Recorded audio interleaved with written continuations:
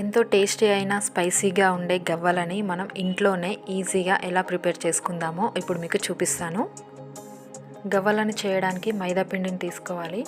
ఇందులో కారం, ఉప్పు, జీలకర్ర, ఓమా హెల్త్కి కూడా చాలా మంచిది అండ్ టేస్టీగా కూడా ఉంటుంది. వీటిని వేసుకొని పిండిని చపాతీ పిండిలాగా కలిపి పెట్టుకోవాలి. గవ్వలు చేయడానికి మనం పిండిని చిన్న చిన్న బాల్స్ లాగా చేసుకోవాలి. మనకి గవ్వల చెక్క దొరుకుతుందండి, బయట సూపర్ మార్కెట్లలో దొరుకుతుంది గవ్వల చెక్క. దీనిపైన ఇప్పుడు ఈ బాల్స్ని ఇలా రోల్ చేస్తే మనకి పర్ఫెక్ట్గా గవ్వల షేప్ వస్తుంది. లేదంటే మనం కోంబు పైన కూడా చేసుకోవచ్చు.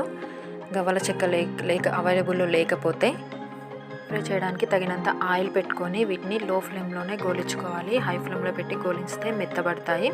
లో ఫ్లేమ్లో పెట్టితే కరకరలాడుతాయి.